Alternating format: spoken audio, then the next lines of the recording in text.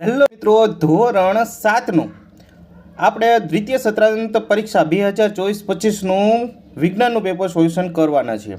વિદ્યાર્થીઓ, આ પરીક્ષામાં પેપરની અંદર મોસ્ટ આઈએમપી રહેવાનું છે. જો તમે આપણે પેપર જોયા હોય તો મોસ્ટ ઓફ આપણા પ્રશ્નો પૂછાયેલા છે. તો જોઈએ કે આ પેપરમાં પણ આપણે કેટલું પૂછાઈ શકે છે. તો વિદ્યાર્થી મિત્રો, ધોરણ 7નું વિજ્ઞાનનું પેપર આપણે સોલ્યુશન કરીશું. પહેલો પ્રશ્ન છે વિદ્યાર્થી મિત્રો કે પહેલો પ્રશ્ન તમારો જે છે એ પ્રશ્ન 1 છે અને અ છે. નીચેના દરેક પ્રશ્નના ઉત્તર આપેલા વિકલ્પમાંથી સાચો વિકલ્પ શોધો. કેટલા ગુણ છે? તો કે વિદ્યાર્થી મિત્રો, અહીંયા તમે જોઈ શકો છો તમારા વિકલ્પ છે 12 ગુણના પૂછાવાના છે. જોઈએ હવે પ્રશ્ન 1 વિકલ્પ. તો કે નીચેમાંથી કયું સજીવ માત્ર અજારક શ્વસન કરે છે? અજારક શ્વસન એટલે કે જે ઈસ્ટ નામનું છે, બરાબર, એ સજીવ કહેવાય કે એ અજારક શ્વસન કરે છે. બીજું છે કે અળસિયું શાના દ્વારા શ્વસન કરે છે? તો કે અળસિયું છે એ પોતાની ભીની ત્વચા જે છે એના દ્વારા શ્વસન પામે છે.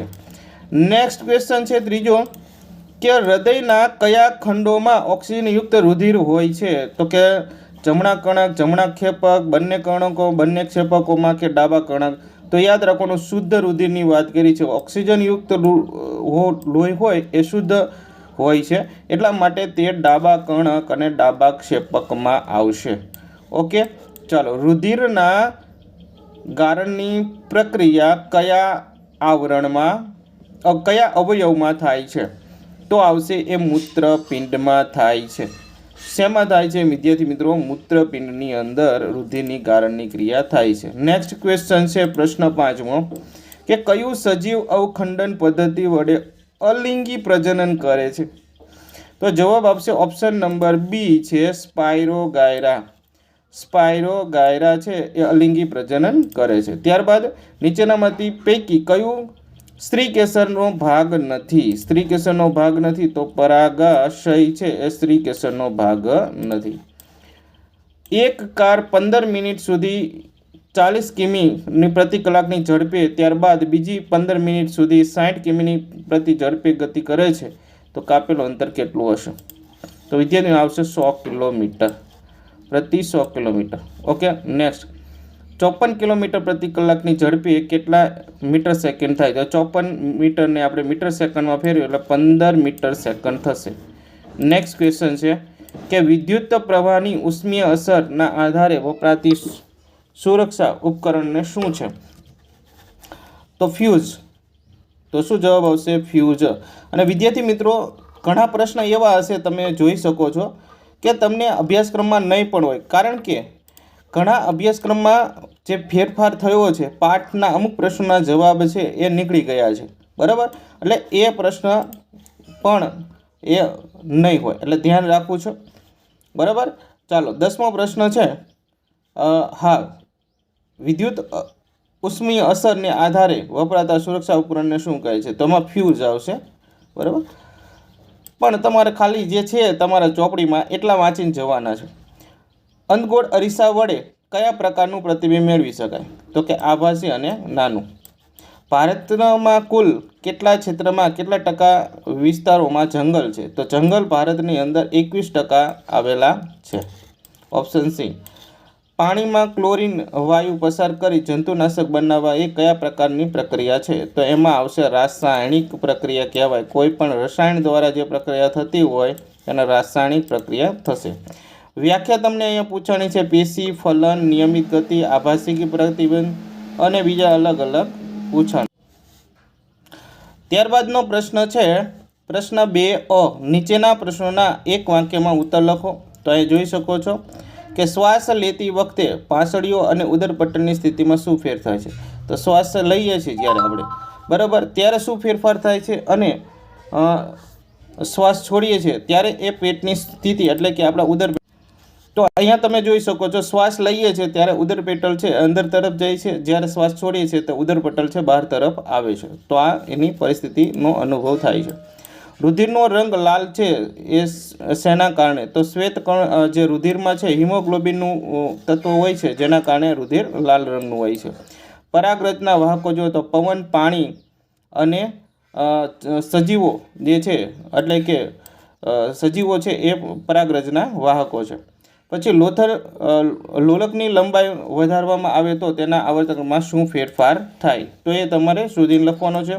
વિદ્યુત જનરેટર એટલે શું, તો જેના દ્વારા તારના ગૂંચળા દ્વારા વિદ્યુત છે એ ચક્રિયામાંથી એ વિદ્યુતમાં રૂપાંતર કરે છે, બરાબર, તે વિદ્યુત જનરેટર છે. કયા પ્રકારના લેન્સ હંમેશા આભાસી અને પ્રતિબિંબ જ આપી શકે છે, તો કે હંમેશા આભાસી પ્રતિબિંબ આપી શકે. તો લેન્સની વાત કરી છે, કયો પ્રકારનો લેન્સ હોય તો એ આભાસી પ્રતિબિંબ હંમેશા મળે, તો જેના ઉપર પડદા ઉપર પ્રતિબિંબ ન ઝીલી શકાય તેવા લેન્સ, બરાબર. પછી પ્રિઝમ વડે સૂર્યપ્રકાશનું 7 રંગોમાં છૂટું પડવું તે ઘટનાને શું કહેવાય છે, પ્રકાશનું વિભાજન છે એ, બરાબર. પૃથ્વી પરનું પાણી કયા પ્રકારના સ્ત્રોતમાં સંગ્રહાયેલું છે, તો કે આપણને ખબર છે કે પૃથ્વી પરનું જે પાણી છે એ આપણા કૂવા, નદીમાં, જમીનમાં, ખડકોની અંદર અલગ અલગ સ્થિતિની અંદર સંગ્રહાયેલું પડેલું છે. ફૂગ અને સૂક્ષ્મ જીવો શાના પર નભે છે, બરાબર, એ કીટકો અને સેન્દ્રિય પદાર્થો ઉપર રહે છે. સુએજ પાણી કેવું હોય છે, તો એ તમારે અહીંયા લખવાનું છે. ત્યારબાદનો પ્રશ્ન છે કે તફાવતના બે મુદ્દા આપો. કોઈ પણ 3-6 ગુણ છે. કર્ણકો અને ક્ષેપકો, શ્વાસ, ઉચ્છ્વાસ, શ્વસન, પરાગનયન અને પરાગાશય અને બહિર્ગોળ લેન્સ અને અંતર્ગોળ લેન્સ. પ્રશ્ન નંબર 3 છે જે 10 ગુણનો છે કે આકૃતિમાં દોરી અને પ્રયોગનો આપણે જે પ્રયોગ છે એ કોઈ પણ 2 પ્રયોગ જ લખવાના છે. તો કે ઉચ્છ્વાસમાં કાર્બન ડાયોક્સાઇડ વાયુની હાજરી હોય છે અને બીજું છે આપેલા લોખંડની ખીલીનું વિદ્યુતનું વિભાજન હોય છે. પ્રિઝમ વડે થતું પ્રકાશનું વિભાજન દર્શાવો. તો આ પણ. ત્યારબાદ છે વૈજ્ઞાનિક કારણો છે જે 3 લખવાના છે, 6 ગુણ, એટલે ભાઈ એક વૈજ્ઞાનિક કારણના 2 ગુણો છે. કે રુધિરના શ્વેત કણો આપણા શરીરમાં સૂક્ષ્મ સૈનિકો છે, તો આપણને ખબર છે કે રુધિર જે છે એ રોગ પ્રતિકારક સામે રક્ષણ આપે છે, તો એના બધા જુદા જુદા કારણો તમારે લખવાના છે. વિદ્યુત ઇસ્ત્રીના નિક્રોમના તારનું ગૂંચળું વપરાય છે, તો આપણને ખબર છે તેની અંદર નિક્રોમ તારનું ગૂંચળું વપરાય છે, જેના કારણે જે એ વિદ્યુત ઇસ્ત્રી છે એ ગરમ એટલે કે તે ગરમીમાં રૂપાંતર કરે છે, બરાબર. વિદ્યુત ઉર્જામાં ઉષ્મા રૂપાંતર કરતું સાધન છે. પછી જંગલો જમીનનું ધોવાણ અટકાવે છે, તો જંગલોના જે ફાયદા છે તે પોતાના મૂળને જકડી રાખે છે, વગેરે વગેરે ઘણા બધા ફાયદા છે એ તમારે લખવાના છે.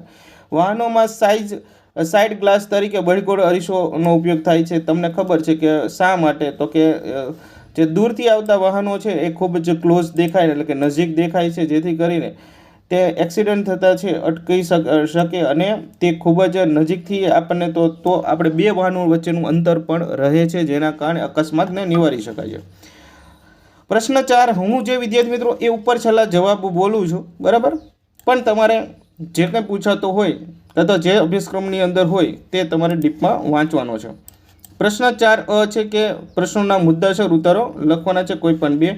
કે માછલીમાં થતા શ્વસન ક્રિયા સમજાવો, તો કે માછલી છે એ ઝાલરફાટ ચૂઈ દ્વારા શ્વસન ક્રિયા કરે છે. જેમ કે આપણે નાક છે એવી રીતના નાક ના હોય, એ ઝાલરફાટ ચૂઈ દ્વારા અને ઓગળેલો ઓક્સિજન એ પાણીમાં ઓગળેલો ઓક્સિજન ગ્રહણ કરે છે.